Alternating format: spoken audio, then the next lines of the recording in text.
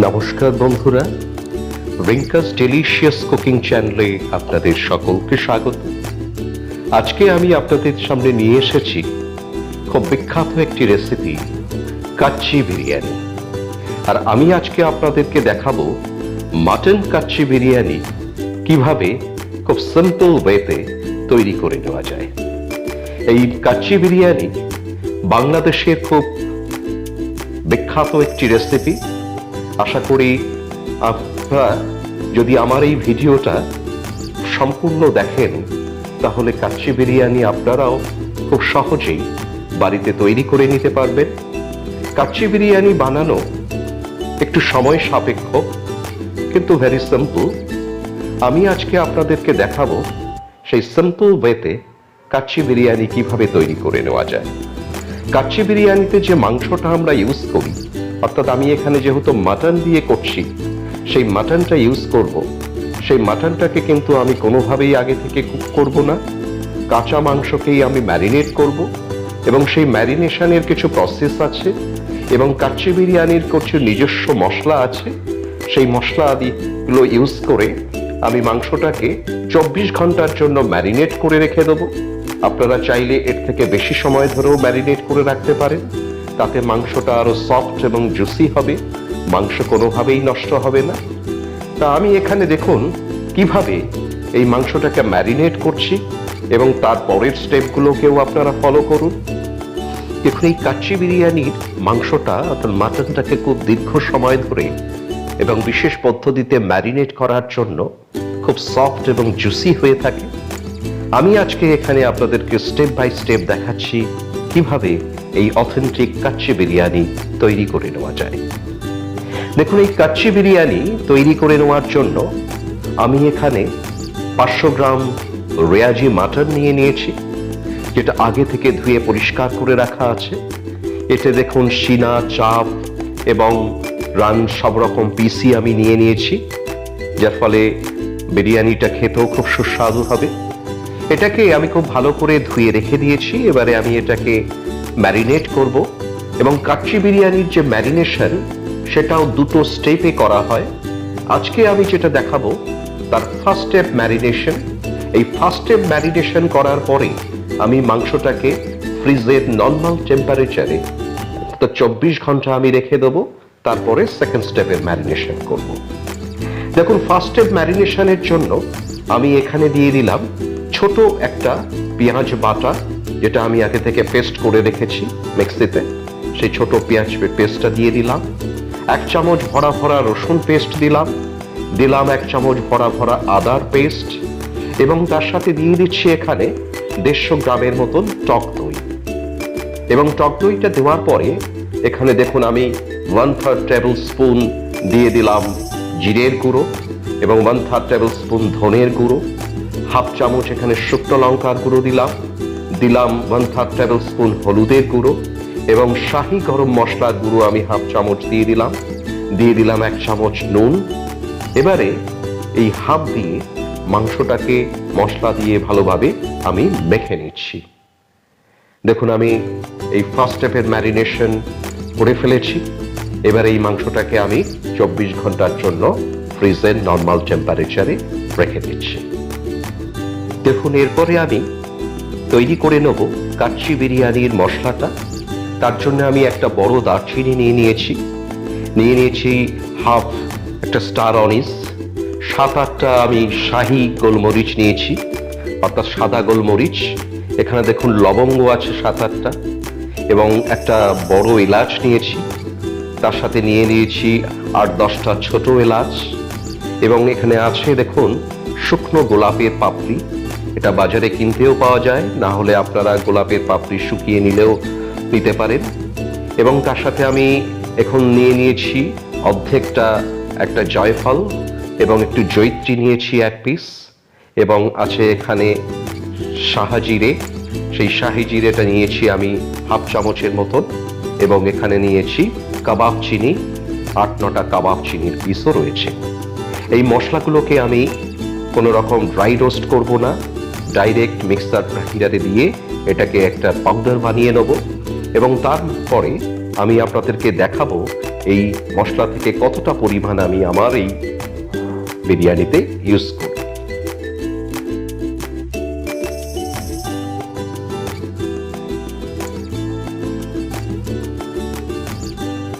দেখুন বন্ধুরা, আবার আমি চলে এসেছি।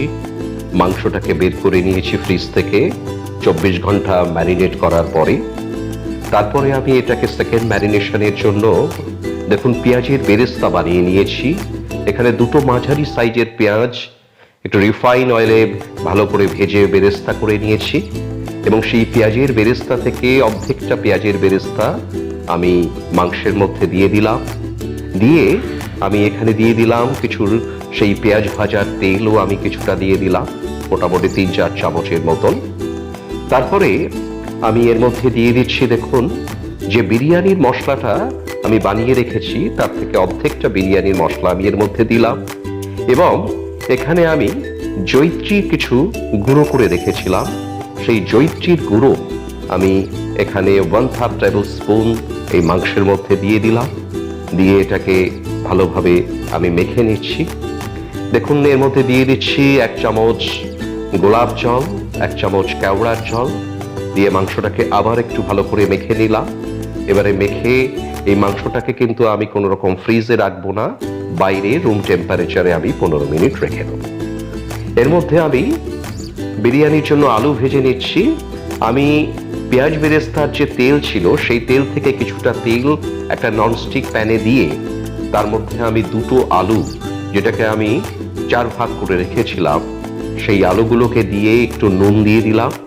দেওয়ার পরে তার মধ্যে দিয়ে দিলাম একটু কালার, যার ফলে ভালো কালার চলে আসে আলুগুলোতে, এবং এই আলুগুলোকে আমি মিডিয়াম ফ্রাই করে দিলাম। এরপরে বিরিয়ানির চালটাও আমি প্রিপেয়ার করছি। আমি এখানে নিয়ে নিচ্ছি 400 গ্রামের মতন দেরাদুন বাসমতি রাইস, যেটাকে ভালো করে ধুয়ে পরিষ্কার করে আমি 10 মিনিটের জন্য ভিজিয়ে রেখেছি, এর থেকে বেশি ভেজানো লাগে না। দেখুন এরপরে রাইসটা বানানোর জন্য আমি একটা বড় পাত্রে জল নিয়ে তাতে 2 চামচ নুন দিয়ে দিয়েছি, এবং তার মধ্যে দিয়ে দিলাম আমি কিছু গোটা মশলা, যেমন একটা স্টার অনিস, 3টে লবঙ্গ, 3টে কাবাব চিনি, 2টো দারচিনি, 2টো ছোট এলাচ, এবং একটা ছোট জয়িত্রী, এবং কিছুটা শাহি জিরে আমি এর মধ্যে দিয়ে দিলাম জলের মধ্যে। তার মধ্যে দিয়ে দিলাম 1 চামচ গোলাপ জল, 1 চামচ কেওড়ার জল। জলটাকে আমি গ্যাস জ্বালিয়ে ফুটিয়ে নিলাম। জলটা যখন ফুটে উঠলো তখন এর মধ্য থেকে আমি স্টার অনিসটা তুলে ফেলে দিলাম, এর কোনো দরকার আর নেই। এরপরে আমি ভিজিয়ে রাখা যে দেরাদুন বাসমতিটা ওই ফুটন্ত জলের মধ্যে দিয়ে দিলাম। এরপরে খেয়াল রাখবেন এই কাচ্চি বিরিয়ানি বানানোর জন্য কিন্তু রাইসটাকে কখনোই 50%-এর বেশি সিদ্ধ করা যাবে না। যখন মোটামুটি একটা ফুট দিয়ে উঠবে আমরা রাইসটাকে দেখে নিলাম, মোটামুটি অর্ধেকটা সিদ্ধ হলেই এই রাইসটাকে আমি জল থেকে ছেঁকে নিয়ে নিয়েছি। এবং এরপরে আমি যে স্টেপটা করব, দেখুন একটা প্লেট নিয়ে নিয়েছি। এই প্লেটের মধ্যে বাকি পেঁয়াজের বেরেস্তাগুলো আমি সব ঢেলে দিলাম। এরপরে এই পেঁয়াজের বেরেস্তার সাথে কিছু মশলা আমি ইউজ করব, যেমন পেঁয়াজের বেরেস্তাটা প্লেটের মধ্যে ঢেলে নেওয়ার পরে দেখুন এর মধ্যে আমি দিয়ে দিয়েছি 1/2 চামচ কাচ্চি বিরিয়ানির মশলা, তার সাথে দিয়ে দিচ্ছি আমি 1/3 টেবিল স্পুন এখানে জয়িত্রীর গুঁড়ো, এবং এরপরে আমি দিয়ে দেবো মাওয়া বা খোয়া ক্ষীর। আমি দেখুন এখানে খোয়া ক্ষীর দিয়ে দিলাম 2 চামচ। তার সাথে প্রথমে 2 চামচ আমি গুঁড়ো দুধ দিয়ে দিচ্ছি। 2 চামচ গুঁড়ো দুধ দেওয়ার পরে দিয়ে দিলাম 1/2 চামচ নুন। এবারে হাত দিয়ে পেঁয়াজটাকে এই সমস্ত গুঁড়ো দুধ মাওয়া সাথে একটু মেখে নিলাম। মেখে নেওয়ার পরে আবার আমি একটু গুঁড়ো দুধ দিয়ে দিচ্ছি। প্রথমে 2 চামচ গুঁড়ো দুধ দিয়েছি, আবার আমি 2 চামচ গুঁড়ো দুধ এখন দিয়ে আবার একটু মেখে নিলাম। মেখে নেওয়ার পরে এর মধ্যে আমি দেখুন ইউজ করব 2 পিঞ্চ স্যাফরন বা জাফরান যেটা, এবং 2 পিঞ্চ জাফরান দেওয়ার পরে আমি এর মধ্যে দিয়ে দিচ্ছি দেখুন এখানে আবার 2 চামচ গুঁড়ো দুধ। মোট আমি 6 চামচ গুঁড়ো দুধ দিয়ে দিলাম। এবার দিয়ে গুঁড়ো দুধটা দিয়ে আমি পেঁয়াজ এবং গুঁড়ো দুধের সাথে একটু ভালোভাবে মেখে নিলাম। এরপরে আমি এখানে দিয়ে দেবো ইলাচি পাউডার। আমি দেখুন 1/3 টেবিল স্পুন এলাচ পাউডার এই পেঁয়াজের বেরেস্তার মধ্যে দিয়ে আবার একটু ভালো করে মেখে নিচ্ছি। দেখুন এই পেঁয়াজ বেরেস্তার মিক্সটা আমি রাইসের মধ্যে ইউজ করব। এখন দেখুন আমি একটা বাটিতে নিয়ে নিয়েছি দুধ। এখানে 1 কাপ গরম দুধের মধ্যে আমি 2 পিঞ্চ জাফরান দিয়ে ভিজিয়ে রেখেছিলাম আধ ঘন্টা। এখন আমি এর মধ্যে দিয়ে দিলাম 1 চামচ গোলাপ জল, 1 চামচ কেওড়ার জল। এরপরে দেখুন আমি বিরিয়ানির পুরো রাইসটাকে সেট করব মাংস দিয়ে। আমি প্রথমে বিরিয়ানিটা রান্না করব যে পাত্রে, তার গায়ে আমি তেল লাগিয়ে নিলাম। পেঁয়াজ বেরেস্তার যে তেলটা ভালো করে হাত দিয়ে লাগিয়ে নিলাম। লাগিয়ে নেওয়ার পরে এরপরে আমি আমার সেই ম্যারিনেট করা মাটনটা ভালোভাবে আমি এই হাঁড়ির মধ্যে বা পাত্রের মধ্যে আমি সেট করছি। আপনারা খেয়াল রাখবেন, মাংসটা যখন একটার ওপরে আর একটা কখনোই দেবেন না, এইভাবে পাশাপাশি সুন্দর করে সেট করে দেবেন। কারণ একটা মাংসের উপরে যদি আর একটা মাংস দিয়ে দেন, তাহলে কিন্তু মাংস ভালোভাবে সিদ্ধ হবে না। আমি দেখুন প্রত্যেকটা মাংস কিভাবে দিলাম হাঁড়ির মধ্যে পাতিয়ে, ফ্ল্যাট একটা পাত্রের মধ্যে পাতিয়ে, সেটা লক্ষ্য রাখুন। এরপরে আমি দিয়ে দিলাম ভাজা আলুটা, তার সাথে আমি 2 চামচ মোষের দুধের ঘি দিয়ে দিলাম, দেশি ঘি যেটাকে বলে। এবং এই যে পেঁয়াজের বেরেস্তা যে গুঁড়ো দুধ দিয়ে জাফরান দিয়ে মাখিয়ে রেখেছিলাম, সেই পেঁয়াজের বেরেস্তার অর্ধেকটা আমি এই মাংসের ওপরে দিয়ে দিলাম। এই মাংসের ওপরে পেঁয়াজের বেরেস্তাটা অর্ধেকটা দেওয়ার পরে এবারে আমি দিয়ে দিচ্ছি এখানে 4টে কাঁচা লঙ্কা। দেখুন আমি 4টে কাঁচা লঙ্কা একটু চিড়ে নিয়ে এই পেঁয়াজের বেরেস্তার ওপরে দিয়ে দিচ্ছি। এই কাঁচা লঙ্কাগুলো দেওয়ার পরে এরপরে আমি দিয়ে দিচ্ছি রাইস। দেখুন আমি এখানে যে রাইসটা বানিয়ে রেখেছিলাম 50%, সেই 50% সিদ্ধ হওয়া রাইসটার অর্ধেকটা আমি এই পেঁয়াজের বেরেস্তা মাংসের ওপরে দিয়ে দিলাম।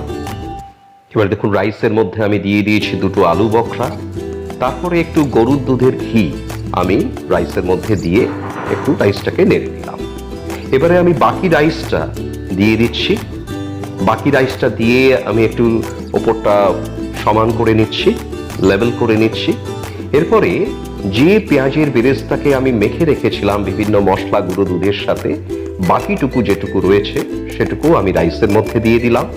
তারপরে আমি ওপর থেকে দিয়ে দিচ্ছি গরুর দুধের ঘি, আরো একটু আমি দিয়ে দিলাম, মোটামুটি 2 চামচের মতন। আমি যেভাবে দিলাম সেইভাবেই আপনারা দেবেন। এবং যে পেঁয়াজ বেরেস্তা ও আলু ভাজার যে তেল ছিল, সেই তেলটাও আমি ওপর থেকে দিয়ে দিলাম।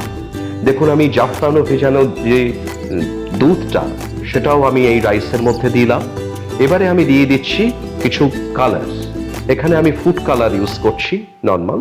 সেই ফুড কালার আমি কোনো জলের সাথে বা দুধের সাথে মেশাইনি, এটা আমি ওপর থেকেই দিয়ে দিলাম।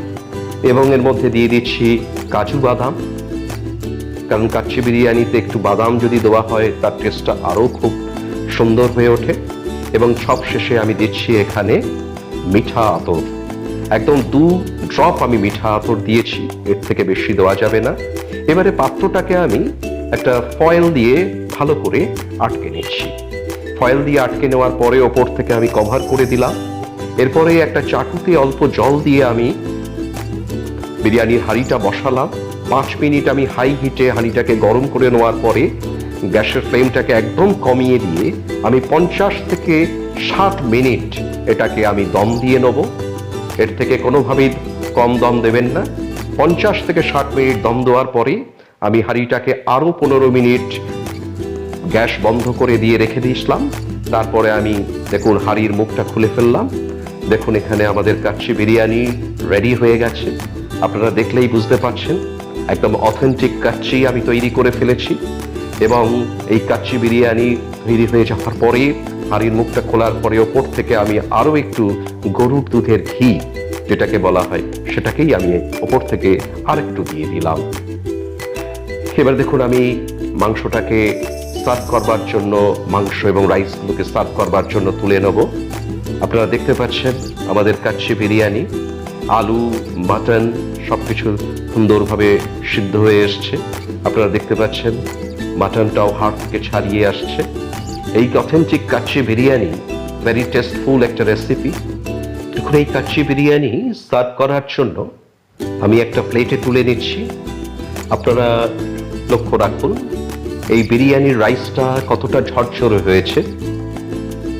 কত সুন্দর ঝরঝরে হয়েছে এবং এর মাংসটাও আপনারা দেখতে পাচ্ছেন হাড় থেকে ছাড়িয়ে এসছে। আমায় যে প্রসেসটা আপনাকে দেখালাম, এই প্রসেসে যদি আপনারা কাচ্চি বিরিয়ানি বানান তাহলে সত্যি খুব টেস্টফুল হবে এবং রাইসটা ঠিক এইভাবেই ঝরঝরে হবে, মাংসটাও খুব সফট হবে। আপনারা দেখতে পাচ্ছেন আমি বানিয়ে ফেলেছি অথেন্টিক কাচ্চি বিরিয়ানি। দেখুন, এই কাচ্চি বিরিয়ানি বাংলাদেশের খুব জনপ্রিয় একটি রেসিপি। আমরা সাধারণত কলকাতার বিরিয়ানি বা লখনৌ বিরিয়ানি বা হায়দ্রাবাদি বিরিয়ানির সাথে অভ্যস্ত, কিন্তু আপনারা যদি বাংলাদেশের এই জনপ্রিয় রেসিপি এই মাটন কাচ্চি বিরিয়ানিটা আমার এই প্রসেস অনুসারে বাড়িতে তৈরি করেন তাহলে অবশ্যই আপনাদের তার স্বাদ আপনাদেরকে মুগ্ধ করবে। আজকের মতন আমি এখানেই শেষ করছি। আমার বানানো এই কাচ্চি বিরিয়ানির রেসিপিটি যদি আপনাদের ভালো লাগে তাহলে আপনারা রিঙ্কাস ডেলিশিয়াস কুকিং চ্যানেলটিকে সাবস্ক্রাইব করুন, লাইক করুন, শেয়ার করুন, যাতে আমরা অনুপ্রাণিত হয়ে আরো নতুন নতুন রেসিপি আপনাদের সামনে উপস্থাপন করতে পারি। Thank you.